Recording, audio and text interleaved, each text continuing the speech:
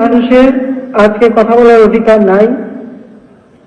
বাংলাদেশের মানুষ এমন এক শাসকের হাতে নিপীড়িত হচ্ছে যে সংবিধান লঙ্ঘন করে জঙ্গিদের সাথে নিয়ে জঙ্গিদের সহায়তায়, সন্ত্রাসীদের সহায়তায় এবং বিএনপি জামাতের সহায়তায় ক্ষমতা দখল করেছে।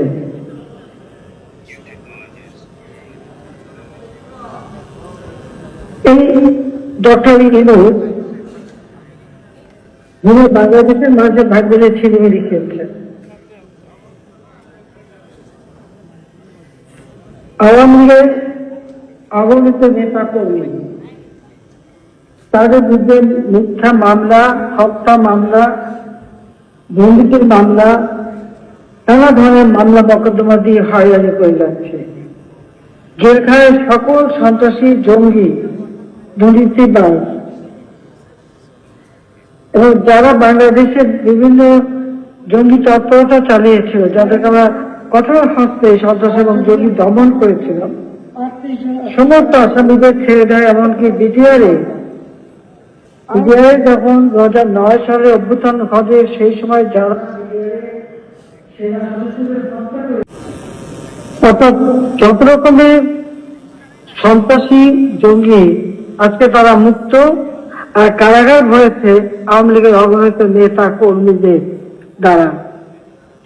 ইউনিয়ন, উপজেলা, জেলা এবং রাজধানী সহ এমন কোন জায়গা নেই কেন্দ্রীয় আওয়ামী লীগ সংসদ সদস্য, মন্ত্রীবর্গ এবং প্রত্যেকটা জেলা কমিটি, উপজেলা committee, union committee Awami League এবং তার সহযোগী সংগঠনের নেতা কর্মীদের ব্যাপকভাবে গ্রেপ্তার করেছে এবং লক্ষ লক্ষ নেতা কর্মীদের মামলা,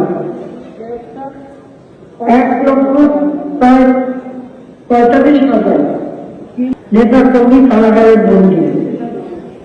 মিথ্যা মামলা দিয়ে তাদেরকে হয়রানি করা হচ্ছে। সেই সাথে সমাজের বিভিন্ন স্তরে যারা মুক্তিযুদ্ধের বিচার করা বিশ্বাসী, স্বাধীনতায় বিশ্বাসী, তাদেরকে নানাভাবে অপমান করে যাচ্ছে। এমনকি উচ্চ আদালত, হাইকোর্টের প্রধান বিচারপতি, বিচারপতিগণ, নির্বাচন কমিশন, মানবাধিকার কমিশন, পাবলিক সার্ভিস কমিশন সকলকে ইংরেজের যে জঙ্গি বাহিনী সমন্বয়, ছাত্র বা সেখানে ফেক ছাত্র আছে এবং জঙ্গিদের সহায়তা, এই সমন্বয় এবং বিএনপি জামাতের সন্ত্রাসী গ্রুপ প্রতি লাঠি সোটা, চাপাতি, চাইনিজ করে এক এক জায়গায় যায় এবং তাদেরকে পদ থেকে বাধ্য করেন। স্কুল, কলেজ, বিশ্ববিদ্যালয়ের শিক্ষকদের অপমান করা, তাদেরকে পদ থেকে বাধ্য করা এবং এই সমস্ত সিদ্ধান্ত এসেছে তার মেটিকুলাস ডিজাইনের অংশ।